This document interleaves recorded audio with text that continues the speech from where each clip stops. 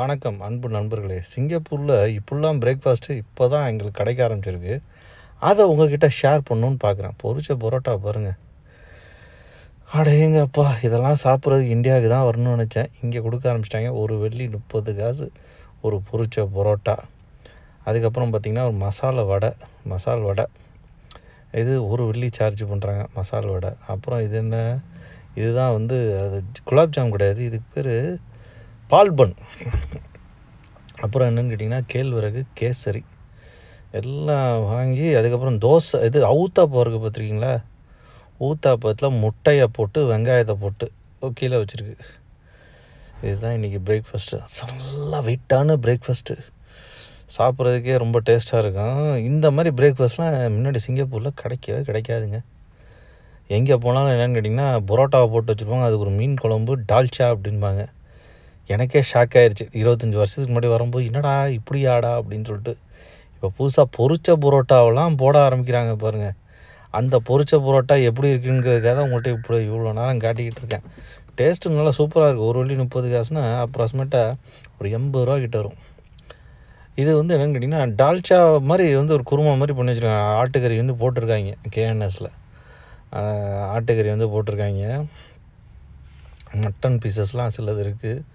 அப்புறம் சில காய்கள்லாம் இருக்குது. ஆக்சுவலி இதை காலையில் இதெல்லாம் சாப்பிட்டு இது பண்ணுறதுக்கு ஓரளவுக்கு ஸ்ட்ரென்த்தாகவும் இருக்குது பாருங்கள். கொழுப்பு தான் அது. மட்டன் பீஸாக இருந்தால் ஃப்ரீயாக கொடுக்குறது, ஒரு கொழுப்பு தான் போட்டு வச்சுருக்காங்கன்னு வச்சுக்கோங்களேன். அதில் இருக்க நம்ம சைடில் ஏதாவது மட்டன் இருந்துச்சுன்னா அதை மட்டும் எடுத்து சாப்பிட்றதுன்னா சாப்பிட்டுக்கலாம். இப்போ இந்த என்னென்னு கேட்டிங்கன்னு வச்சுக்கோங்களேன், இதில் அதாவது இந்த தோசை வாங்கியிருக்கனால சட்னி சாம்பார் எல்லாமே கொடுத்துருக்காங்க இதோட சேர்த்து. நம்ம ஒவ்வொன்றா தொட்டு சாப்பிடுவோம். இங்கே பாருங்கள், ஒரு அழகான ஒரு சின்ன மட்டன் பீஸு ஒன்று பொரித்து எடுத்து அப்படி காலையில் சாப்பிடும்போது அவ்வளோ டேஸ்ட்டாக இருக்குது. ஆக்சுவலி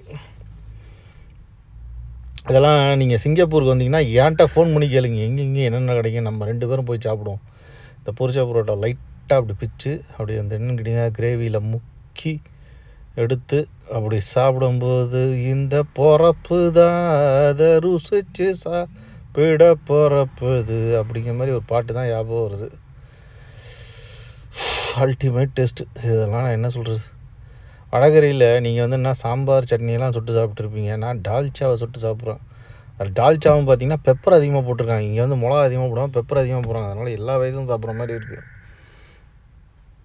அது ஒரு வேறு லெவல் டேஸ்ட்டு. ஒவ்வொரு ஐட்டமாக அப்படியே டேஸ்ட் பண்ணும்போது ஐயோ ஐயோ ஐயோ ஐயோ. கேழ்வரகு கேசரி அல்வா மாதிரி இருக்குங்க பாருங்க எப்படி இருக்குன்னு. இதில் ஏகப்பட்ட முந்திரி பருப்பு வேறு போட்டு வச்சுருக்காங்க. இது எவ்வளோன்னு கேட்டிங்கன்னா இது ஒரு வெள்ளி. எப்படி இருக்குது பாருங்கள். ஒரு வெள்ளி. இது ஒரு வெள்ளினா 61 ரூபா இந்தியா காசு படி பார்த்தோம்னா.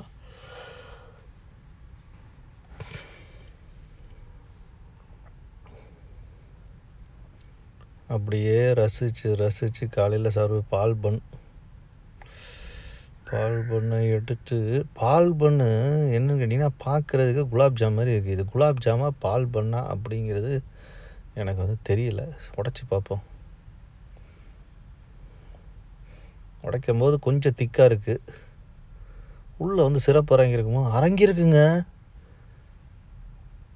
ஐயோ, சாப்பிட்டு பார்த்தா இது வேறு டேஸ்ட்டாக இருக்குங்க. குலாப் ஜாம், அதாவது குலாப் ஜாமுன் அந்த டேஸ்ட் இல்லாமல் வேறு மாதிரி இருக்குங்க. ஒரு மைதா கோதுமை போட்ட மாதிரி ஒரு டேஸ்ட்டில் இருக்குங்க. ஆனால் உள்ளே இறங்கியிருக்கு, சிறப்பு இறங்கியிருக்கு. சரி டேஸ்ட்டாக இருக்குது.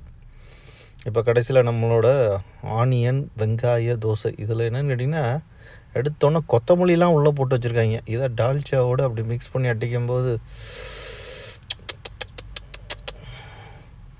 இதெல்லாம் நீங்கள் ருசித்து பார்க்கணுங்க. காலையில் என்னென்னு கேட்டிங்கன்னா இந்த கடையில் போயிருக்கும்போது என்னென்னு கேட்டிங்கன்னா இந்த கடையை என்ன போட்டிருக்காங்கங்கிற நீங்கள் கேட்டிங்கன்னா நான் போட்டு கொடுக்குறேன், ஒன்றும் பிரச்சனை இல்லை. காலையில் இந்த கடைக்கு போனால் பொரிச்ச பரோட்டா போட்டு வச்சுருக்காங்க. அப்புறம் என்னென்னு கேட்டிங்கன்னா மெட்ராஸ் பரோட்டா போட்டு வச்சுருக்காங்க. அப்புறம் சிலோன் பரோட்டா போட்டு வச்சுருக்காங்க. அப்புறம் சிலோன் முட்டை பரோட்டா போட்டு வச்சுருக்காங்க. பரோட்டாவில் 4 வெரைட்டி. தோசையில் பார்த்திங்கன்னா என்னென்னு கேட்டிங்கன்னா இந்த மாதிரி முட்டை ஆனியன் தோசை, அப்புறம் வெங்காய தோசை, நார்மல் தோசை, ஏகப்பட்ட வெரைட்டி.